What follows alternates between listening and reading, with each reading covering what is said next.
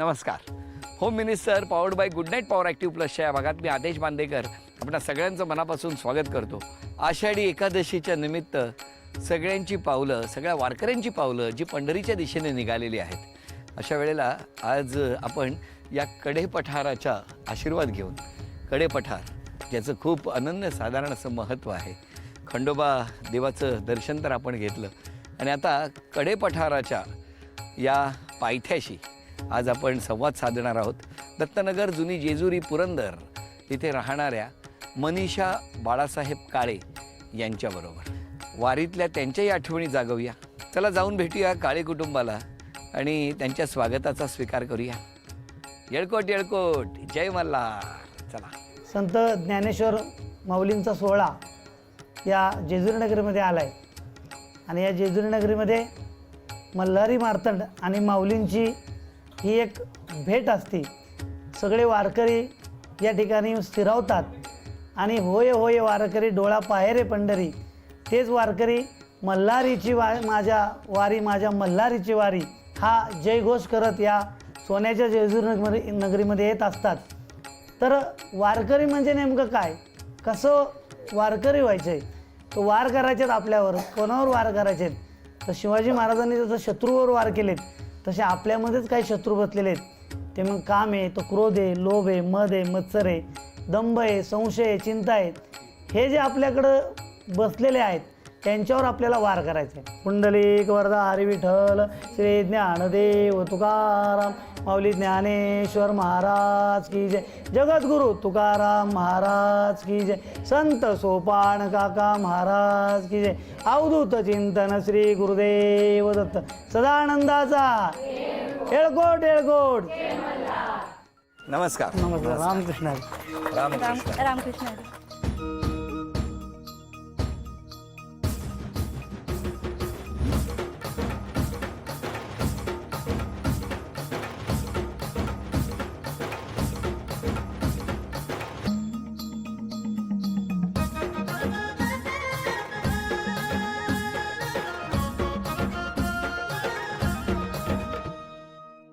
या उखाणा. सासूबाई माझ्या प्रेमळ, नंदा माझ्या हौशी, बाळासाहेबांचं नाव घेते होम मिनिस्टर कार्यक्रमाच्या दिवशी. Very good. द्या ओळख करून सगळे. हे माझे मिस्टर. नमस्कार. हा माझा मुलगा. नमस्कार. ही माझी मुलगी. नमस्कार. हा माझा नातू. नमस्कार. ह्या माझ्या सासूबाई. नमस्कार. हे माझ्या जाऊबाई. नमस्कार. हे माझी मैत्रीण. नमस्कार. त्या पण मैत्रीण. नमस्कार. त्या मैत्रीण. त्या पण ह्यांच्या मित्राची बायको म्हणजे माझी मैत्रीण. बरं बरं बरं. पाठीमागे पण मैत्रीण आहे. बरं. त्यांच्या पाठीमागे मैत्रीण आहे. हो. ह्या माझ्या नंदबाई. नमस्कार. ती माझी भाची. नमस्कार. त्या माझ्या नंदबाई. नमस्कार. पुढे माझी पुतणी. नमस्कार. पलीकडे नंदूबाई, जाऊबाई. नमस्कार. त्या पण जाऊबाई. नमस्कार. पाठीमागे पुतणी. नमस्कार. तिच्या कडेवर आहे ती नात. अरे वा. आणि ही माझी भाची. नमस्कार. ह्या माझ्या मोठ्या नंदूबाई. अरे वा वा. नमस्कार. ती माझी पुतणी. अरे वा. पलीकडे पण पुतणी आहे. अरे वा. आणि इकडे माझी आई. अरे पाठीमागे. नमस्कार. झाली सगळ्यांची ओळख. ह्या माझ्या मैत्रीण. नमस्कार. ही माझ्या भाच्याची बायको. अरे वा वा. नमस्कार. ही माझी भाची. नमस्कार. ते पण भाच्याची बायको. अरे वा. आणि हे दोन नातवंड. अरे वा. नंदेची मुलगी. बरं. नमस्कार. ही पण भाची. हा. त्या नंदूबाई. बर. आणि ह्या सगळ्या माझ्या मैत्रिणी. अरे वा वा. Very good. सगळ्यांची ओळख झाली. चला सुरुवात करूया आजच्या गप्पांना. कुठलं बालपण? पारनेर. पारनेर. हो. कोण कोण तिकडे? आई आणि मी. तुमचं बालपण? माझं बालपण सासवडला गेलं, सासवडला. सोपान काकाच्या घरी. तुमचं बालपण कसं गेलं? माझं बालपण खूप मजेत गेलं कारण वडील पोलीस होते ना. हां. मग मजेत जातं का? हो. वर्गातली पोरं सगळे पोलिसाचा मुलगा आहे ह्याला घाबरून राहा बाबा. म्हणजे एक वेळ बाबांना नाही घाबरलं तरी ते चालेल, मला तुम्हाला घाबरायचं. छान गेलं. खूप छान, मस्त मजा. कारण आता शाळा म्हटलं की जीवन खूप वेगळं असतं. कसं असतं? म्हणजे ज्यावेळेस सोपान काकाच्या मंदिरात जायचं तिथे खेळायला, तर आम्हाला ते टाळ आणि ते द्यायचे. मग तिथनं सुरुवात खरं तर आमची या वारकरी संप्रदायाला झाली खरं. अध्यात्माची. म्हणजे असं वाटलं नाही की आता ज्यावेळेस आम्ही तिथं जातो त्यावेळेस आम्ही म्हणतो अरे खरं तर बीज आपलं इथं रोवलं गेलं. कशी ओळख झाली दोघांची? नात्यातलेच आहे. कसे काय हो? सुट्टीला येत होते जेजुरीला. कोण? मी. तुम्ही? मग काय झालं? भंडारा उधळला. काय झालं? तुम्ही सुट्टीला जेजुरीला काय येत होते? बहिणीकडे येत होते, हा. मग ओळख बहीण झाली. कुठे राहायची? एकत्र धीरच आहेत ना. हा, मग पुढे काय? गाडीला ब्रेक का लागला पारणी? काय झालं काय सांगा ना. येत होता बहिणीकडे, पुढे काय नाही, ओळख झाली. हे एकदा मला सोडवायला आले होते कुठे? पारनेरला. तुम्ही पारनेरला का सोडायला गेले? ती आता घरी होती ना, हा, ती घरी असल्यानंतर ती आमच्याकडेच राहायची. अगदी मी तिला पाठीवर पण खेळवलेले, बरोबर. आम्ही शिवना पाणी पण खेळलेलो आहे. हो, कडे पठारी एकटीला घेऊन गेलेले आहे. पण त्यावेळेस असं वाटलं नाही की ही आपली बायको होईल. ज्यावेळेस मी तिच्या घरी गेलो आणि आईला गेल्यानंतर तिच्या आईला म्हटलं की हिच्या लग्नाची काय तुम्ही काळजी करू नका, कारण ती एकटीच होती, वडील नाहीत, कोण नाही. तर म्हटलं मी एखादं स्थळ बघल असं म्हटल्यानंतर तिची आई म्हटली की असं करा ना, तुम्हीच करा ना. तुम्हाला तेच पाहिजे होतं. ओके, असं म्हटल्यानंतर जरा मला क्लिक झालं. म्हटलं मग मी त्या अँगलने बघितलं ही कशी त्या आहे. अँगलने आधीच बघितलं होतं. उगाच कुठले तरी अँगल लावू नका आता. काय हो, खरं सांगा, त्याच्या आधीच तुमच्या दोघांचं ठरलं होतं की नाही? नाही. मग हे कशाला सोडायला आले? तुमचे काय ट्रॅव्हलचा बिझनेस आहे का? असं काय नव्हतं, पण ती नात्यातली होती ना. मग एवढं काय नात्यातलं 10 वेळा बोलताय? मनात तर आलं होतं ना? नाही, मनात आलं नव्हतं, पण तिथं गेल्यानंतर मनात आलं. तिथं नाही, आता पण चेहऱ्यावर दिसतंय आम्हाला. पण मग आईचं काय म्हणणं होतं? आईचं म्हणजे माळकरी होते, निर्व्यसनी होते, कंपनीत कामाला होते, त्यामुळं आईने होकार दिला. बरं, मला तुम्हाला विचारायचं, हे सगळं या तेव्हाच्या आठवणी आहेत. आज किती वर्ष झाली? 18 वर्ष. 18 वर्षाचा सुखाचा संसार सुरू आहे आणि तो असाच उत्तम उत्तम होत जाणार. बरं, तुम्हाला मी आता विचारतो, हे सगळं सुरूच आहे, पण पंढरीच्या वारीला तुम्ही कधी जाणं झालंय तुमचं? हो. तुमचं मी जात असतो, कसं काय? आम्ही चालत जात असतो. हो ना. हो, अगदी आत्ता पण सासवड, जेजुरी, आम्ही काल लोणंदला सुद्धा जाऊन आलो. मग कीर्तन वगैरे? कीर्तन प्रवचन आम्ही इथं दत्त मंदिर आहे, त्या दत्त मंदिरामध्ये मी 1996ला माळकरी झालो, संगतीमुळे झालो. ॲक्च्युली तसं बघायला तर आमची आई पहिली कीर्तनाला प्रवचनाला जायची सोपानकाच्या मंदिरात. मग त्यानंतर मी इथं आलो आणि संगतीमध्ये मंदिरावर गेलो. मंदिरावर गेल्यानंतर आमचे गुरुवर्य दशरथ तात्या जगताप आहेत. ते म्हटले, अरे बाळासाहेब तुम्ही येत आहे खरं, तर तुम्ही माळ घाला. म्हटलं कशाला जाते, कशाला माळ लागते, आम्ही आहे ना. त्यांनी एक उदाहरण दिलं की ज्वारीचं कणीस कसं असतं एखादं, की त्या कणिसामध्ये खाली सगळं गोड असतं पण त्याला वर दाणे नसतात. तशी तुमची तर आहे. तुम्ही तरुण जर पुढे आला तर तुम्ही बोलला तर अजून 10 जण तुमचं बघून एखादं तरी सुधारेल. आणि मग तेव्हापासून मी 1996 नंतर माळ घातली आणि मग मी प्रवचनाला सुरुवात केली. मी माळ घातल्यानंतर मग आईने घातली, आईच्या पण गळ्यात माळ नव्हती, मग हिने घातली, मग दोन्ही मुलांना सुद्धा घातली. म्हणजे आमचं कुटुंब पूर्णपणे माळकरी झालं. आणि मग प्रवचनाच्या माध्यमातून इतर गावाने कुठंतरी प्रवचनाला बोलवलं. साधारणतः महिन्याभरात बऱ्याच ठिकाणी प्रवचन होतं. हो, अगदी दशक्रिया विधीची सुद्धा खूप प्रवचन येतात. पण त्या माध्यमातून एक अजेंडा असा आहे की आमचे गुरुवारी योग मित्र म्हणतात, त्यांनी जे आम्हाला सांगितलं की बाबा तुम्ही हे करत असताना मानधन कुठे घेऊ नका, कारण मानधन घेतलं की त्याची किंमत राहत नाही. त्यामुळे आजही आम्ही कुठेही प्रवचनाचं मी मानधन घेत नाही, कारण एवढं मोठं मानधन जे मिळालं आहे ते खूप मोठं मिळालेलं आहे आपल्या आयुष्यामध्ये. मग लोक खूप म्हणजे म्हणतात, अहो असं कसं तुम्ही काय ऐकलं यांचं प्रवचन? हो. हो, पण या कधीच रागावल्या नाहीत. कसं काय हो, इतक्या वर्षात काय जादू केली तुम्ही? रागवल्या नाहीत असं नाही, रागवल्या, पण त्याच्यात काय वेळेस आमची चूक असते, मग गप्प बसावं लागतं तिथे. कारण कसं असतं की रथाची 2 चाकं, की एक चाक एकीकडे नाही, एक चाक एकीकडे गेलं तर काय उपयोग होणार नाही. बघितलं, हसता हसता बऱ्याचशा गोष्टी उलगडत गेल्या आणि त्यातून हा इतक्या वर्षाचा 18 वर्षाचा प्रवास आपल्या डोळ्यासमोर आलेला आहे.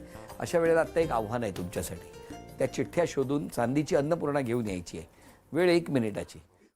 1 झोका. वेळ सुरू झाली. 1 मिनिटाची वेळ आहे. वासरात लंगडी गाय शहाणी. 20 सेकंद होत आली. 25 सेकंद झाली. पाण्यामध्ये मासा झोप गई कैसा जावे त्याच्या. 40 सेकंद झाली. दिगंबरा दिगंबरा श्रीपाद वल्लभ दिगंबरा.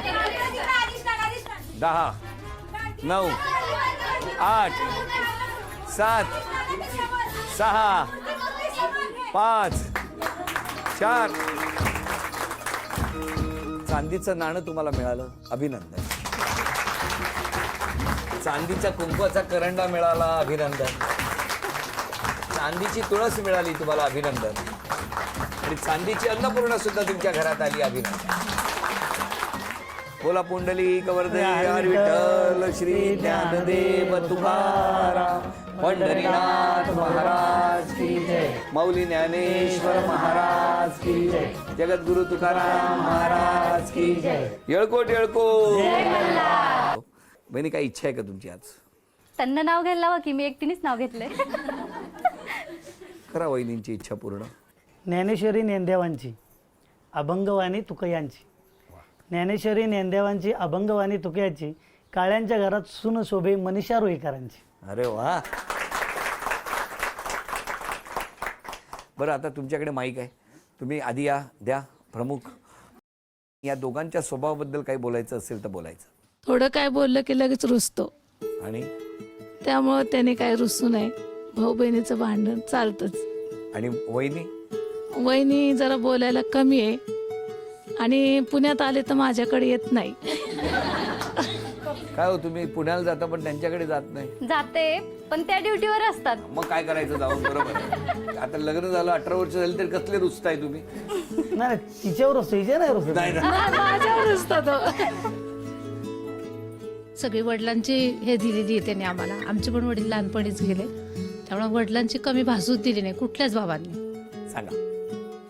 आईला सांगायच्या आधी त्याला जर सांगितलं ना तर तो प्रत्येक गोष्टीला आम्हाला मार्ग काढून देतो आणि कधी चिडत नाहीये. भाऊ खूपच चांगला आहे आणि भाऊजाईचं म्हणायचं तर भाऊजाई चांगलीच आहे. जास्त कोण चांगलं? दोघं चांगली.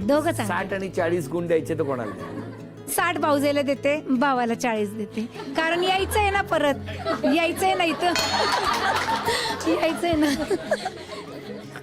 बोला बोला. आज आपण जेजुरीमध्ये आहोत इथं आणि प्रत्येक स्त्रीच्या घरी कोणी पाहुणे रावळे आले की 100% काहीतरी आदळापट होत्या.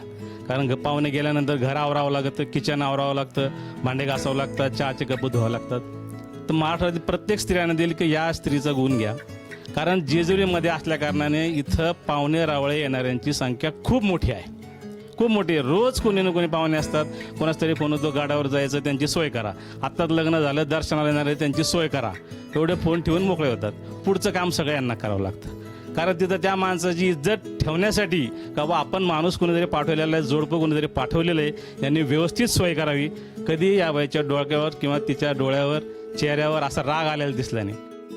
बरं आता या ठिकाणी एक खेळ आहे आणि या खेळामध्ये एक नारळ मी तुमच्याकडे देणार आहे, श्रीफळ.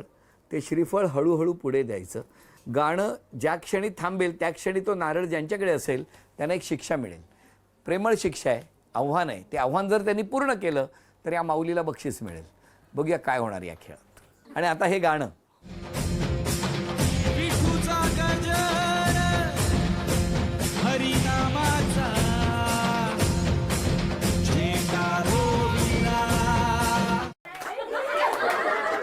त्या मागे मागे आहेत, त्या मागे आहेत त्या.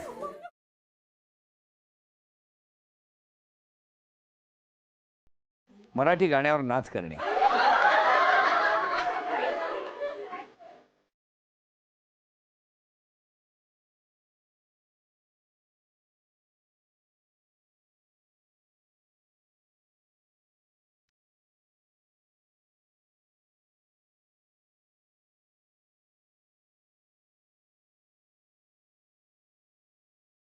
तुम्ही इतका सुंदर नाच केलाय, तुम्हाला खरं सांगतो. डायरेक्ट टीव्हीवर. टीव्हीवर, झी मराठीवर. अभिनंदन माऊली, हे बक्षीस तुम्हाला. अभिनंदन, हे बक्षीस तुम्हाला मिळालं. वा. म्युझिक.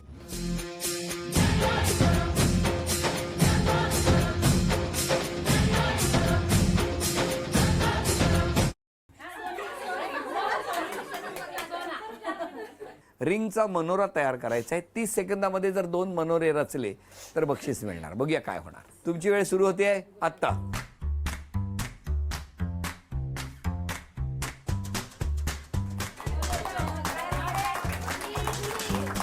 पंधरा सेकंद झाली. 15 सेकंद राहिलेली आहेत. 10, 9, 8, 7, 6, 5, 4, 3, 2.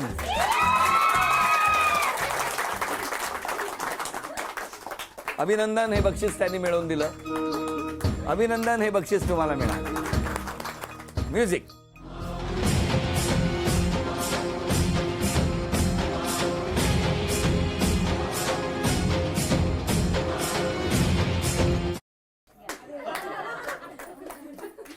डोक्यावर एका हाताने पकडलेल्या बकेटमध्ये दुसऱ्या हाताने चेंडू टाकणे. वेळ आहे 30 सेकंदात 10 चेंडू. तुमची वेळ सुरू होते आत्ता. 1 2 हा पुढे 3 व्हेरी गुड 4 5 4 4 10 गोळा करायचे. 4 उंच उडवा. 5 तरच जाणार. थांबा थांबा थांबा, ते बाहेरचे परत भरत आहेत. थांबा, खाली पडलेले हे परत परत भरत होते. माऊलींची पालखी मजल दर मजल करत आता निघालेली आहे लोणंद मार्गे. लोणंद, तरडगाव आणि पलटण मध्ये जाऊन विसावा घेणार आहे. हा प्रवास सुरू आहे टप्प्याटप्प्याने. आत्ता या ठिकाणी माऊली तुमच्यावरती आरोप आलेले आहेत. अधिक वेळ न दवडता थेट आरोप. देवपूजेचा थोडा आळस आहे. देवपूजा नाही करत, पण नामस्मरण मान्य करते. आहे. हो. स्वयंपाक करायचा जरा कंटाळा आहे. नाही हळूहळू ओ नाही. आवाजात पारनेर पर्यंत पोहोचला आवाज. तुम्ही मामांवर खूप चिडता. नाही चिडत. नाही चिडत. चिडचिड. मुलांकडनं कामं करून घ्यायला तुम्हाला खूप आवडतं. बरोबर. घर एवढं मोठं आहे म्हटलं, सगळ्यांनी मिळून केलं पाहिजे ना. हे मात्र मी आहे तसेच्या तसं वाचणार आहे, कारण फार गोड लिहिलंय. माझी आई मी समोर दिसले की मला अभ्यासालाच बसवते. काम नाही ऐकलं की खूप ओरडते. माझी आई मला पावसात भिजून देत नाही. माझी आई मला जास्त वेळ मैत्रिणींच्या घरी थांबून देत नाही. का असं करता? मुलांना वाटतं ना थोडं मुलीला भिजावं, असं का नाही पाठवत? पाठवते की, पण लवकर पण आलं पाहिजे ना, कारण तिच्या मैत्रिणी पण जवळ नाही आहेत, लांब लांब आहेत. एकच जवळ आहे, तिच्याकडे ती जाती सारखी. तुम्ही बऱ्याचशा गोष्टी मनात ठेवता. म्हणजे राग आला तर तुम्ही पटकन बोलत नाही, ते मनात ठेव. बरोबर. ते बोलताच येत नाही मला, म्हणजे मनातली मनात आतमध्ये राहतं आणि मलाच त्याचा त्रास होतो. तर असे सगळे आरोप आहेत. काय म्हणणं आहे या आरोपांवर? मग बोलून काही वाढवण्यापेक्षा न बोलणे अतिउत्तम, आणि बोलून एखादं दुखवण्यापेक्षा आपल्याला त्रास झालेला बरा. हो ग बाय माऊली माऊली. पण आता मला विचारायचं, आजपासून स्वतःमध्ये एक बदल करायचा असेल तर कुठला करणार? आता बोलण्याचा प्रयत्न करेन. आधी मी याच्यापेक्षाही कमी बोलत होते, आता उलट खूप बोलतीये, तरी अजून बोलण्याचा प्रयत्न करेल. आज क्षमा मागायची असेल तर कोणाची मागाल? म्हणजे माझ्याकडनं जर कोणी दुखवले असतील तर त्यांची सगळ्यांचीच मला क्षमा मागायची. तुम्ही? मोठी बहीण, हिची मी क्षमा मागेन. कारण तिने वडील गेल्यानंतर तिने आम्हाला खूप सांभाळलं. म्हणजे वडिलांनंतर खरी जी माया लावली ती तिने लावली. पण याला कदाचित माझ्याकडनं तिला मी उलटं बोललो जातो किंवा मी तिचं ऐकत नाही, तर मी मनापासून मी तिची क्षमा. काय असतं, जिथं प्रेम असतं तिथे डोळ्यातलं पाणी असतं. जर प्रेमच नसेल, जिव्हाळा नसेल, तर डोळे कायम कोरडेच राहतील. कारण भावना तेव्हाच येतात जेव्हा मनातून मनावरती समोरच्याचं मनावर प्रेम केलेलं असतं मनापासून, आणि तेव्हा डोळ्यात पाणी येतं. हो की नाही? आज तुम्ही क्षमा मागताना सुद्धा तुमच्या डोळ्यात पाणी आलं. त्यांनाही आपल्या बहिणीने सगळं जे काही केलं वडिलांच्या नंतर, हे नजरेसमोर तो आठवणींचा अल्बम चालला गेला, आणि त्यातूनच सारं काही व्यक्त झालं. हसत राहा, आनंदात राहा. ज्या ज्या मनातल्या चांगल्या गोष्टी आहेत त्याला खंडोबारायांनी आणि माऊलींनी आणि साक्षात पांडुरंगाने तथास्तु म्हणावं. असं म्हणून आता क्षण आलेला आहे तो सन्मानाचा. झी मराठीकडून आज पांडुरंग तुमच्या घरामध्ये. रामकृष्ण हरी. झी मराठीकडून ही भेटवस्तू तुम्हाला. आणि वहिनींना तथास्तु पुणे यांच्याकडून मिळते आहे पैठणी. अभिनंदन.